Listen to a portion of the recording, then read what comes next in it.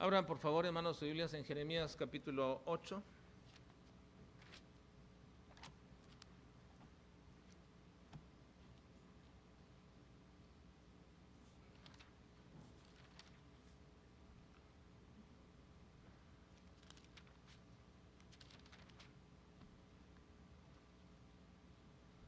Pasa un año más y no digo que todos, pero quizás es una condición muy peculiar de nuestra vida, seguimos en la misma condición. Pasa un año más y continuamos en las mismas condiciones. No me estoy refiriendo a su salud, ni tampoco me estoy refiriendo, hermanos, a su economía. Me estoy refiriendo a la vida espiritual. Pasa un año más y seguimos en la misma condición, y esta podría ser nuestra realidad. Podríamos decir, pasa un año más y yo todavía sigo llegando continuamente tarde a la casa de Dios. Pasa un año más y yo sigo siendo intermitente en mi lectura, en mi oración, en la venida a la casa de Dios. Unas veces sí, otras veces no. Pasa un año más y yo sigo cayendo en los mismos pecados, en las mismas prácticas. Hermanos, esta mañana no quiero hablarles acerca de los tantos motivos de nuestra vida y buenas cosas y deseos que podemos llevar a cabo. Esta mañana no quiero animarles a buscar las cosas que no alcanzaron el año pasado, a esforzarse, a alcanzar y hacer y lograr sus sueños, no.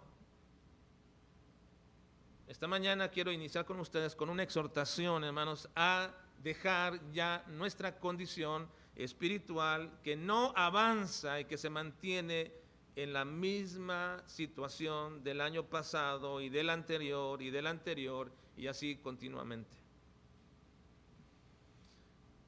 Normalmente no me gusta dar mensajes motivacionales, por cierto, normalmente no lo hago y trato de no hacerlo, y creo que eso ha causado en mucho tiempo que algunos ya no quieran venir a la casa de Dios. Apenas hace algunos meses atrás alguien me decía que la predicación es fuerte y a veces es siempre dando una y otra vez y no hay una manifestación del amor y de la misericordia de Dios para con todos, y que mejor iban a buscar otra iglesia donde se hablara del amor de Dios, se hablara de la gracia y la misericordia de Dios y de cosas edificantes. Y por supuesto que es doloroso escuchar esto, no por el desprecio a la persona, sino a mi persona, sino porque lo que aprecian es simple y sencillamente un Dios, la percepción de un Dios ad hoc, un Dios bueno, agradable, beneficioso a la vida, no importa cómo vivas, pero que Dios te bendice, te ama y te cuida.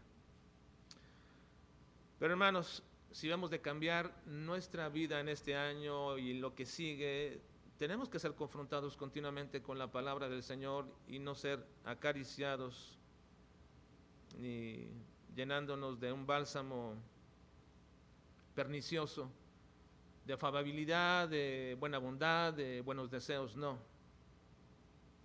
Pasa un año más y seguiremos en la misma condición. Puede también ser una pregunta: ¿vamos a seguir iguales? Déjenme expresarles, hermanos, un principio que entiendo basado en Jeremías 8.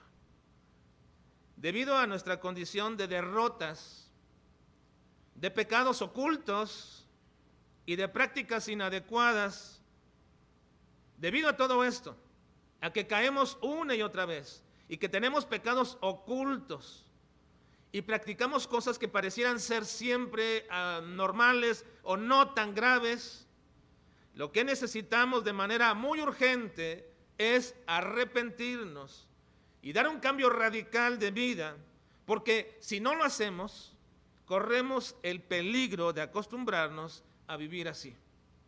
Si no hacemos esto, Si no venimos delante del Señor y pedimos al Señor que cambie radicalmente nuestra vida, entonces corremos el peligro de acostumbrarnos a vivir así. ¿Por qué es peligroso, hermanos, acostumbrarse a vivir de esta manera? ¿Por qué? Porque una vida de apariencia cristiana, cuando en realidad se está habituado a pecar continuamente en los mismos pecados, en las mismas circunstancias, lo que dice es que en realidad nunca ha habido un cambio real en nuestra vida. El peligro es el hecho de creer que todo en mi vida está bien, que tengo o no tengo ninguna necesidad de nada y pensar y creer que todo está muy bien en mi vida y que lo que ya aprendí y lo que ya avancé es suficiente en mi vida. Pensar que es normal que los cristianos caigan, que pequen y que se deleiten en una vida mundanal y luego pensar en un Dios amoroso, misericordioso, que los va a perdonar y que los va a amar incondicionalmente, diciendo que no importa a Dios tanto lo que hayamos hecho, porque Él siempre nos va a recibir con los brazos abiertos para limpiarnos, para enjuagarnos y lavarnos de toda la inmundicia con la que nos hemos ensuciado cada fin de semana, cada fin de mes y cada año.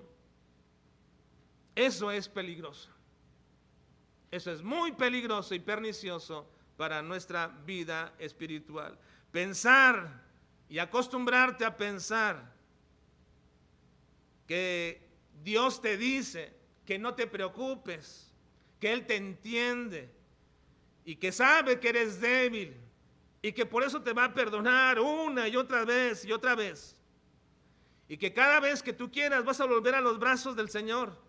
Y que Él te va a decir, te estoy esperando como el padre al hijo pródigo.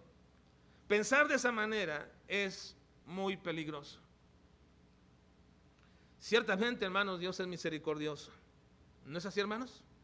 Ciertamente Dios es misericordioso y perdonador, pero jamás es consecuentador con el pecado, ni con el pecador, y menos con aquellos que son sus hijos y son su pueblo.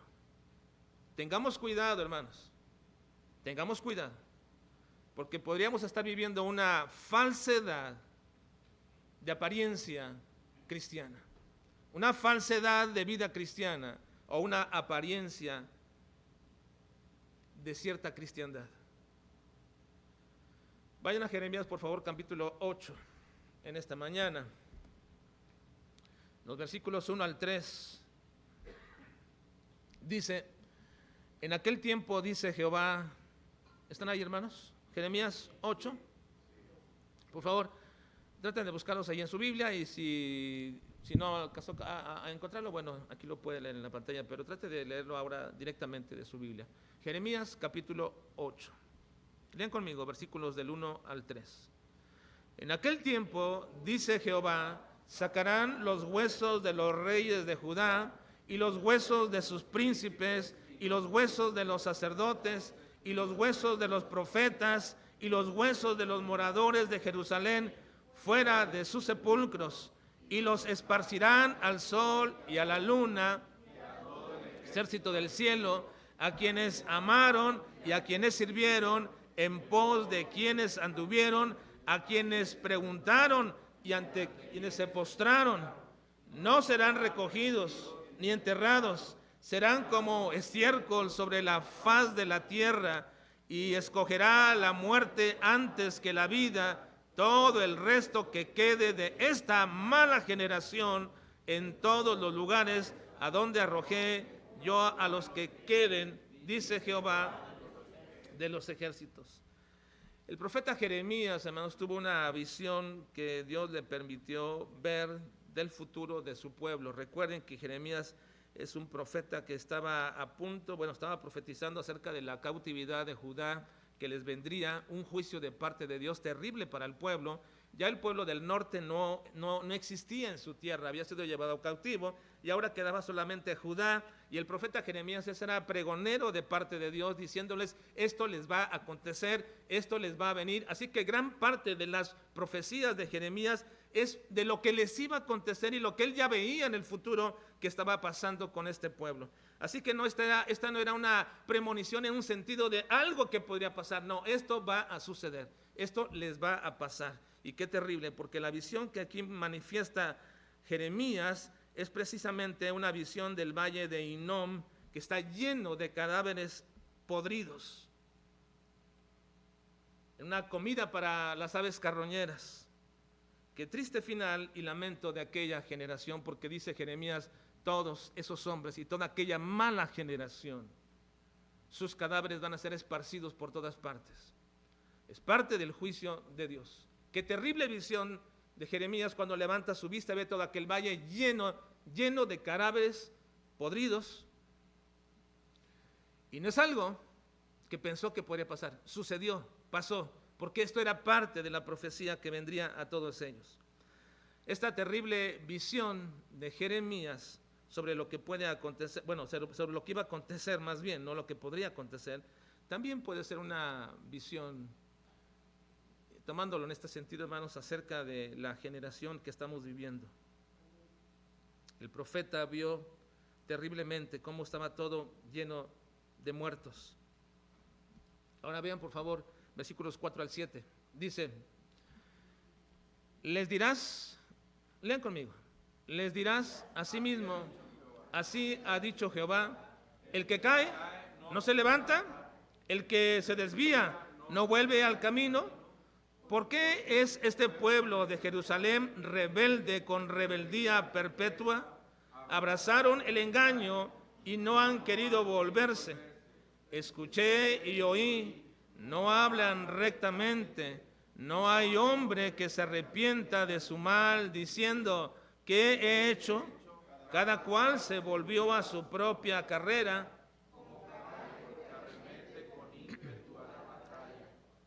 Aún la cigüeña en el cielo conoce su tiempo, y la tórtola y la grulla y la golondrina guardan el tiempo de su venida, pero mi pueblo no conoce el juicio de Jehová.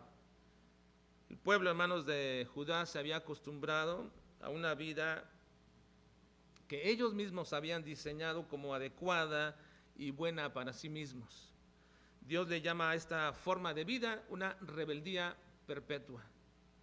Por medio del profeta Jeremías, el Señor expresó el asombro de que Judá no se volviera a él. Después de todo, cuando uno cae, dice el Señor, se vuelve a levantar. Si tú te caes, no te quedas ahí tirado, ¿o sí? Normalmente te levantas. Cuando uno se aleja de donde va, pues uno se regresa.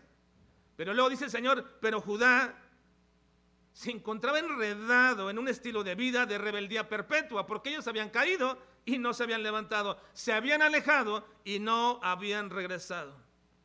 Deberíamos analizar aquí si quizás algunos de nosotros nos estamos acostumbrando o estableciendo un estilo de vida de esta forma. Nos vamos alejando poco a poco, y no estamos regresando. Estamos cayendo y no nos estamos levantando. Seguimos ahí y todavía caemos mucho más abajo. Debemos tener cuidado de no pensar que eso que estamos haciendo en nuestra vida hasta ahora es normal.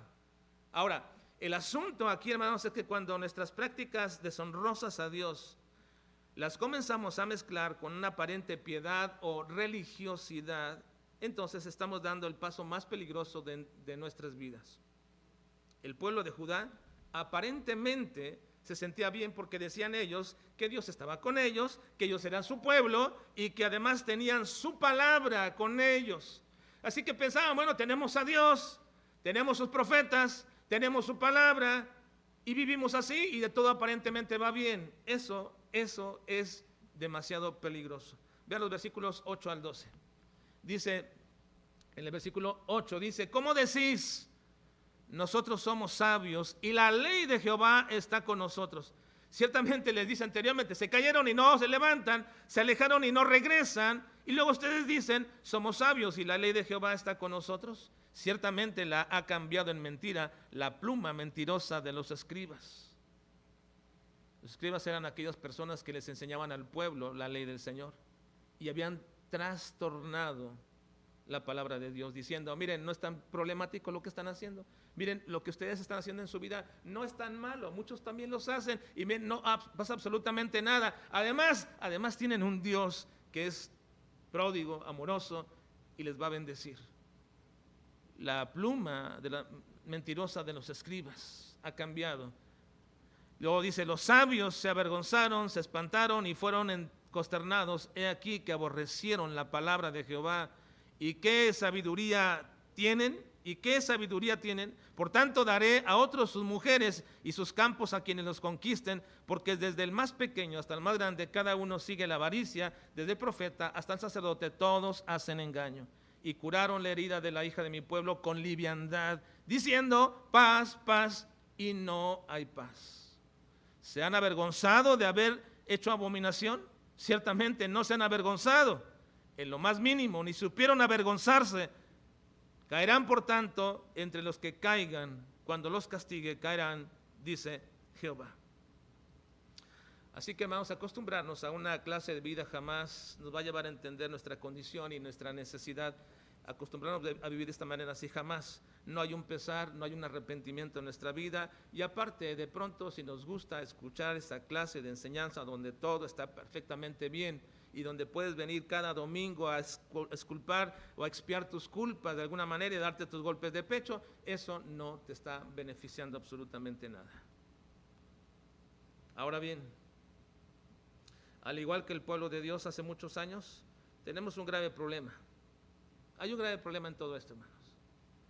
Pasa un año, y otro año, y otro año, y otro año, y seguimos batallando con las mismas cosas. Lo mismo, lo mismo, lo mismo. Con los mismos pecados. Nos acostumbramos a vivir año tras año de la misma manera. Y precisamente el lamento de Jeremías sobre esta condición del pueblo de Judá lo manifiesta aquí. Vean por favor, hermanos, lo que dice Jeremías, versículo 18. A causa de mi fuerte dolor, mi corazón desfallece en mí. He aquí, voz del clamor de la hija de mi pueblo que viene de la tierra lejana. ¿No está Jehová en Sión? ¿No está en ella su rey?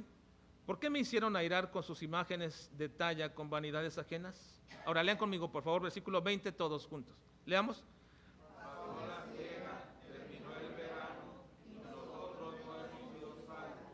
Una vez más, porque este es un texto que está hablando Jeremías. Él está hablando Jeremías aun cuando no está en la condición del pueblo. Él se está apropiando de toda esta circunstancia. Ahora quiero que usted mismo lo diga y piense sobre su propia vida, sobre la condición del año pasado, sobre las cosas que continuamente estamos dándole vueltas y vueltas a lo mismo una y otra vez, y no hemos logrado ya cambiar y terminar con ello. Lea conmigo versículo 20 una vez más. Dice, pasó la siega, terminó el verano y nosotros no hemos sido salvos.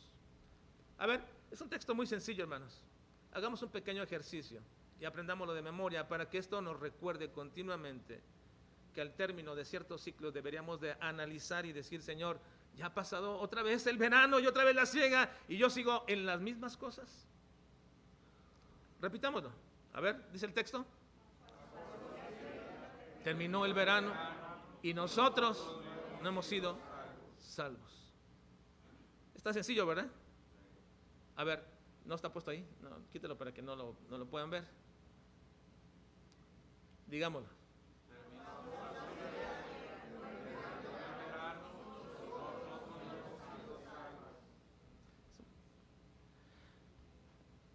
Pasó la siega, terminó el verano.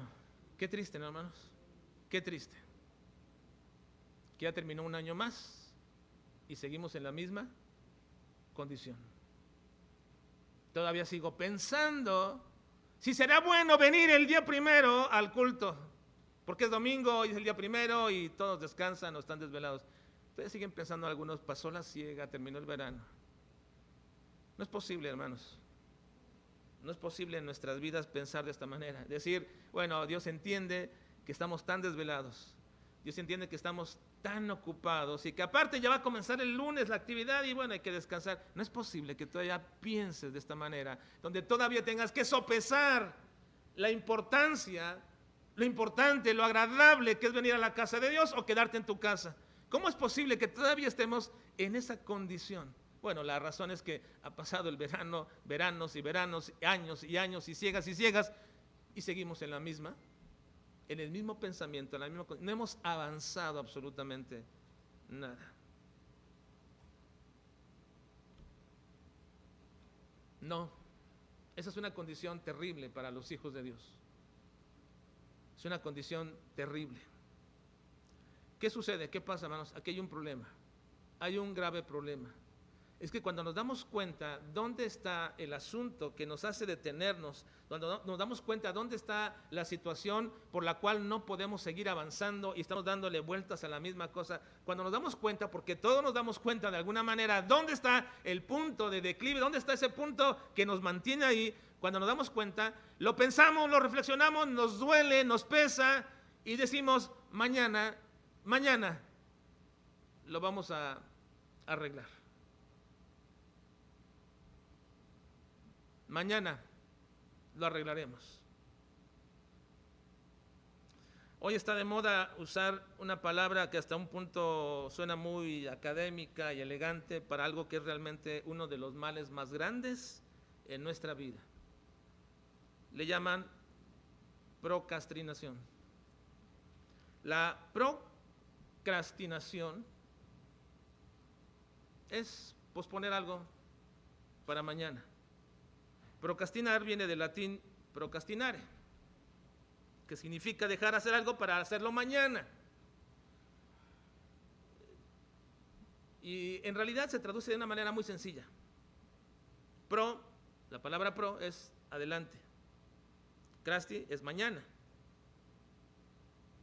Y después la terminación, acción, es una acción de un verbo. Así que sencillamente se puede traducir como de manera muy escueta, así. Muy literalmente, para mañana. ¿Qué es la procrastinación? Para mañana. O sea, ¿te das cuenta que hoy tienes que arreglar algo? Te pesa en el corazón, sabes que te ha llevado a puntos malos en tu vida, y cuando ya lo tienes aquí, ¿qué dices? Mañana lo arreglo. Mañana se arregla. Lo cierto, hermanos, que este mal llamado por algunos como en realidad es de esta manera, pero en realidad es flojera, pereza, desgano, o hoy día le dicen procrastinación. Es uno de los males que acompañan a la desidia, a la indolencia, a la indiferencia y a la dejadez. Para nosotros, el posponer un reencuentro con Dios, el arreglar las cuentas cuando Dios dice, venid luego y estemos a cuenta. Para nosotros dejar eso para mañana traerá consecuencias terribles y las ha traído ya. Algunas veces la tardanza en nuestra vida, en las cosas que hacemos, siempre nos trae consecuencias. A veces la tardanza tiene que ver con esa flojera y con ese desinterés que por estar demasiado ocupados, como dice el libro de Proverbios, no manifiesta de esta manera. Dice Proverbios 24:30, pasé junto al campo del hombre perezoso y junto a la viña del hombre falto de entendimiento. Ahí está, si lo quieres poner, por favor, ¿verdad? Para que lo puedan ver. He aquí que por toda ella, acerca de este hombre perezoso, por toda ella habían crecido los espinos, las ortigas, y ya se habían cubierto la faz, y su cerca de piedra estaba ya destruida. Ahora, este quizás sea el caso más común de por qué hay tanta tardanza en hacer algunas cosas. Mucha gente dice, estoy tan ocupado haciendo otras cosas más importantes, estoy esperando los tiempos propicios para poder hacerlo. La verdad es que como queramos decirle, siempre finalmente estamos posponiendo. Ahora, quizás en algunos casos nos trae algunas consecuencias inmediatas, no tan grandes, pero respecto a la vida espiritual, respecto a la vida espiritual. Eso es totalmente diferente. Tiene que ver en el asunto de que posponer las cosas en mi vida espiritual, en arreglarlas, es lo más perjudicial que pueda haber en mi vida. Siempre deberíamos estar alertas y vigilantes a este respecto de esta área de nuestra vida, y no deberíamos suponer erróneamente que nuestra vida espiritual solamente se concreta a aspectos de carácter religioso que solamente son entendibles y útiles dentro de una cierta área y que se concreta nada más a mi área de ir a la iglesia o a lo que tengo que hacer ahí. No, hermanos, qué error de nuestra vida suponer que mi vida espiritual se concreta nada más a lo cuando vengo aquí los días domingos o el día jueves. Eso es lo más terrible. No, es imposible, hermanos, que un creyente no pueda entender acerca de esto. Algunos piensan que la afectación de la vida espiritual y su condición espiritual se puede nada más concretar a una cierta área de su vida, pero no es así. Va a afectar siempre tu vida familiar. Tu vida espiritual va a afectar tu vida familiar. Tu vida espiritual va a afectar tu vida laboral. Tu vida espiritual va a afectar todas las áreas de tu vida, tu escuela, tus estudios, tus relaciones. Tu vida espiritual va a afectar todo, porque cuando nosotros llegamos a Cristo, a partir de ese momento somos solamente y únicamente hijos de Dios, y toda nuestra vida gira alrededor de esta verdad. Estamos en Cristo y no podemos escindir, ni separar, ni dividir nuestra vida espiritual de todo lo que hacemos. No se puede, hermanos. Es imposible. Es imposible.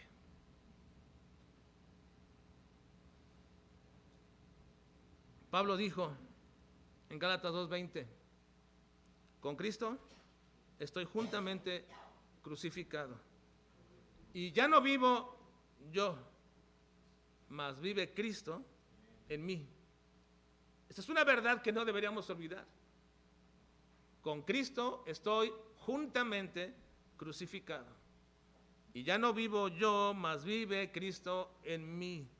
Y lo que ahora vivo en la carne, lo vivo en la fe del Hijo de Dios, el cual me amó y se entregó a sí mismo por mí. Pero, hermanos, lo peor que puede pasarnos, lo peor que puede sucedernos, es acostumbrarnos a vivir así,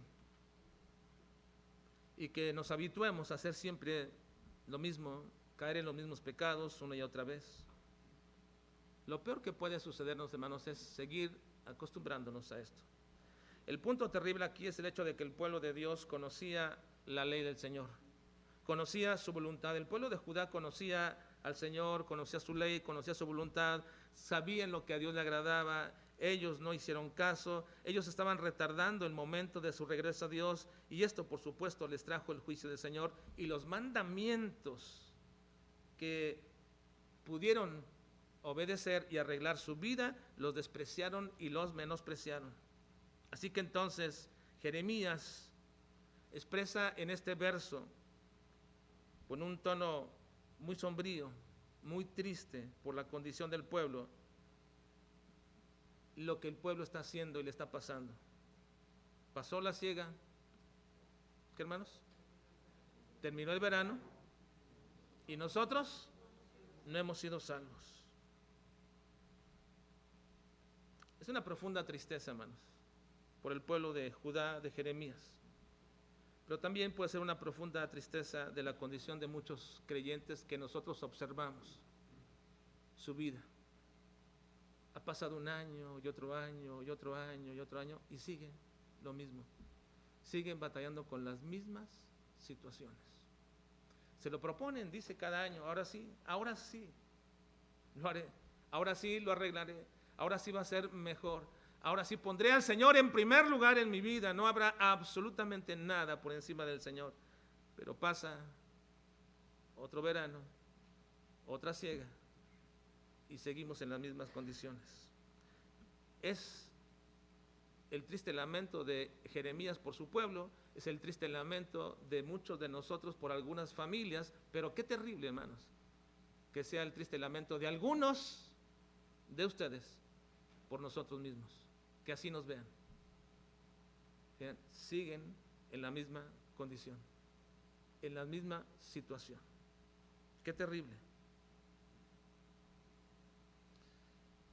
Y el Señor le dice a su pueblo de manera recriminatoria y tajante a través del mismo Jeremías, en Jeremías 13:23, ¿mudará el etíope su piel? Es una pregunta. ¿Mudará el etíope su piel? Hermanos, ¿puede el etíope cambiar su piel? Sabemos que lo que se está refiriendo aquí es precisamente a la condición el color de su piel por causa del lugar y por el sol en ese lugar y todo ello, cómo se ponen. ¿Mudará el etíope su piel? Ahora, ¿y el leopardo sus manchas las puede cambiar? ¿Puede quitar una de ellas? Dice, así también, ¿podréis vosotros hacer bien estando habituados a hacer el mal? Estando habituados a hacer el mal, acostumbrados a hacerlo siempre de la misma manera. Pregúntese esto, hermano, si el etíope no puede cambiar su piel y el leopardo no puede quitar sus manchas, mi pregunta es, ¿usted podría quitar esa costumbre, esa práctica en su vida que la ha tenido por años respecto de las cosas espirituales? Y no me refiero a nada que tenga que ver con su vida doméstica, ni en su trabajo, ni en su labor. En ese sentido, si usted acostumbra a siempre llegar de la misma manera, la misma forma, no me refiero a esas cosas. Yo me refiero a su vida espiritual. ¿Podrá usted cambiar el hecho de que cada año dice, ahora sí vamos a leer toda la Biblia, y comienza el primer día bien y el segundo bien, y ya después otra vez se tenía que repetir? Pasó la siega, terminó el verano y nosotros no hemos sido salvos. Hermanos, no podemos acostumbrarnos a que pase un ciclo más de nuestra vida, un día más, una semana más, un mes más, un año más, y que aún nosotros sigamos batallando y luchando con los mismos pecados, con las mismas actitudes, con las mismas prácticas en nuestra vida, con los mismos problemas que nos hacen caer y decrecer en nuestra vida espiritual. ¿Cuál es la solución? ¿Cuál es la solución, hermanos? Bueno, la solución es el arrepentimiento verdadero, es el pesar en nuestro corazón por estar ofendiendo a Dios. Te pregunto, ¿ofendes a Dios cuando no vienes a su casa el día que deberías de venir y te quedas en tu casa tranquilo? ¿Lo ofendes? ¿O dices tú, no es tan problemático, otros lo hacen? ¿Ofendes a Dios cuando deberías de orar y leer su palabra, pero en lugar de eso te pones a ver cualquier otra cosa? ¿Ofendes a Dios? No está problemático. Algunos dirán, quizás no lo ven así. No, eso no es pecaminoso, eso no es malo. No es tan malo como aquel que hace tal cosa. No es tan malo como aquel hermano que anda viviendo de esta forma y de esta manera. Nos acostumbramos, hermanos, a comparar nuestra condición con la de otros y decimos, no es tan malo. ¿Ofendes a Dios cuando hablas de otros hermanos? Cuando les criticas y juzgas con despropósito. ¿Ofendes a Dios cuando vienes a su casa y en realidad no respetas el momento de estar aquí en su casa y te es más importante y interesante ver el celular o salirte o dormirte? ¿Ofendes a Dios? No creo que sea tan ofensivo, no creo que sea tan pecaminoso pensar de esta manera. El arrepentimiento verdadero, hermanos, viene con un pesar real de que estamos ofendiendo a Dios. A mí no me ofenden, hermanos. Si usted se queda dormido, no crea que me ofende. No me ofende de esta manera. Yo simplemente digo, bueno, como decíamos cuando estábamos en el instituto, tenemos un poder arrullador, ¿verdad? Cuando predicamos, porque arrullamos a la gente y se duerme uno y otro. Pero no me ofende. Pero tú ofendes a Dios. No puedes restarle importancia. Estamos pecando realmente contra Dios y debemos arrepentirnos. Cristo le dijo a los judíos de su tiempo, si no se arrepienten, todos pereceréis igualmente.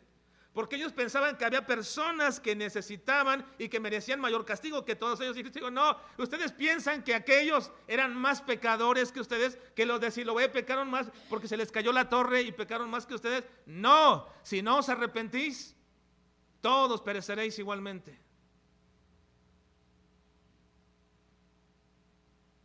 No podemos pretextar nada ni excusarnos de nuestro pecado ni de nuestras prácticas comparándolas con otras personas.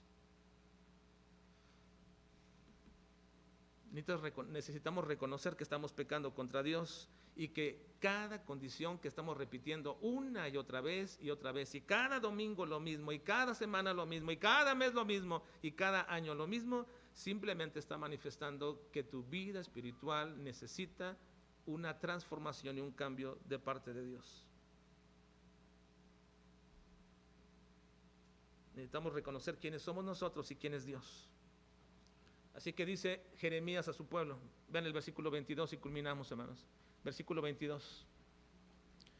Termina diciéndole a su pueblo, ¿no hay bálsamo en Galad? Lean conmigo. ¿No hay bálsamo en Galad? ¿No hay allí médico?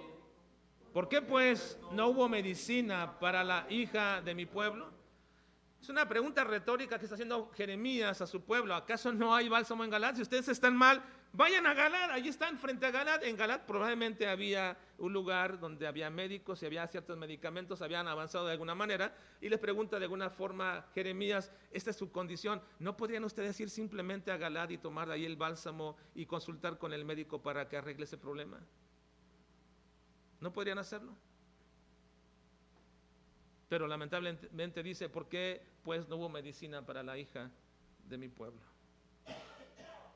Al parecer tenían a su alcance don de arreglar y recuperar otra vez, pero ellos seguían posponiéndolo.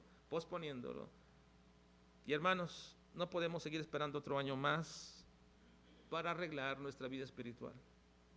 No podemos esperar, hermanos, a que llegue el fin de año, de este año que viene, y decir, ahora sí, comenzando el año, vamos a arreglar estas cosas. No podemos hacerlo. Si quieres y tienes que poner precisamente una fecha terminal y final para culminar este ciclo de vida que no agrada a Dios, no es el próximo año y no es tampoco mañana. Es hoy. Es hoy. ¿Acaso no hay bálsamo en Galad? ¿Acaso no tenemos un Dios al cual podemos y debemos venir arrepentidos? ¿Acaso no está nuestro Dios ahí para que vengamos delante de Él y pidamos al Señor perdón por todo lo que hemos hecho? No puedes esperar a mañana. Si tu vida va a ser transformada, vas a tener que esperar que Dios te aplique su medicina y con su mano firme te transforme. Porque seguramente, y te lo digo, Él no te va a acariciar, ni te va a apapachar, ni te va a aplicar de ninguna manera un pequeño ungüento ahí donde digas, no hay nada, ni te va a sobar las heridas. Porque Dios al que ama, disciplina y azota a todo aquel que recibe por hijo. Así que lo que deberíamos desear en esta mañana es, Señor, y qué terrible, pero tenemos que decirle, Señor, es, azótame, humíllame, porque mi orgullo y mi condición me han mantenido hasta ahora en la misma condición. Pasa un año, pasa un verano, pasa una siega y sigo sin ser salvo de tal condición. ¿Estás dispuesto a ser sanado por el Señor? ¿Realmente? ¿Hay cosas que necesitan ser sanadas en nuestras vidas? Sí, yo creo que sí. Pero el único problema, hermanos, es que no digas, sí, lo deseo, lo haremos mañana. Eso sería terrible. Sería terrible. Vamos a cerrar nuestros ojos, hermanos.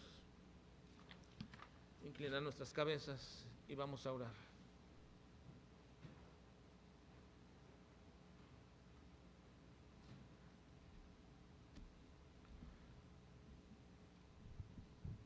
No te voy a pedir que levantes tu mano. No te voy a pedir nada de eso en este momento. No te pido nada de eso. Simplemente es que reconozcas que hay condiciones en tu vida, que hay cosas en tu vida que necesitan cambiar ya. No puedes seguir en el mismo ciclo, no puedes seguir dando la misma vuelta, no puedes seguir pasando un año más, un verano más, una siega más y seguir con las mismas cosas. No podemos hacer esto. Si sigues así, lo único que está reflejando es el hecho mismo de que tu vida espiritual está terriblemente mal y que muy probablemente, ni creyente tú puedas ser. Así que quiero invitarte en esta mañana. Te quiero invitar en esta mañana a que reconozcas que probablemente estás en un círculo tan vicioso de decir que mañana arreglará las cosas y necesitamos arreglarlo ya. Identifica qué es aquello que está deteniendo el avance de tu vida espiritual. Identifícalo. Y pide perdón a Dios. Y búscale. Y no digas, mañana con las condiciones correctas e idóneas lo haré. No.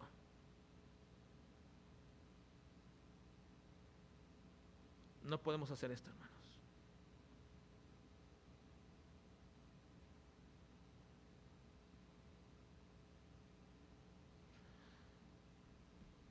Padre, tú sabes nuestra condición.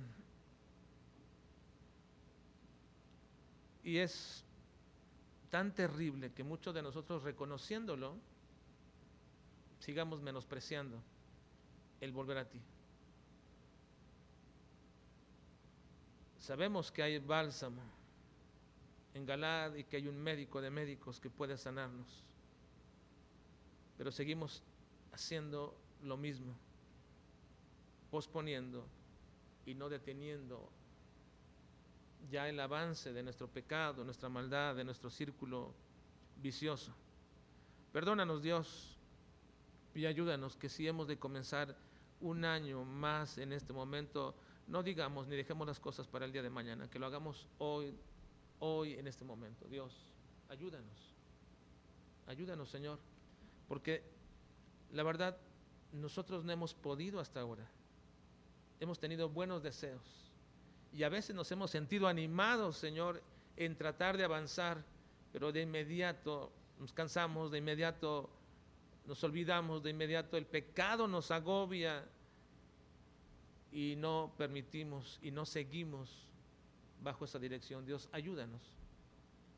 Te ruego en el nombre de Cristo que cada uno que está aquí presente pueda identificar, Señor, dónde está lo que nos detiene, dónde está aquello que no nos permite avanzar. Te ruego, Señor, en el nombre de Cristo, que ayudes, Padre, a cada uno de mis hermanos para que podamos comprender esa realidad de nuestra vida. Señor, te lo pido y te suplico que hables a cada uno de nosotros y nos exhortes y que tu Espíritu Santo nos redarguya y no nos deje estar tranquilos hasta que vengamos a ti arrepentidos y dispuestos, Señor, a que transformes nuestra vida. Ayúdanos, Padre. No queremos pasar un verano más, una siega más y seguir sin ser salvos de esa condición de nuestra vida espiritual. Te lo pedimos, Dios, y te lo suplicamos en Cristo Jesús. Amén. Vamos a ponernos de pie, hermanos, para culminar nuestros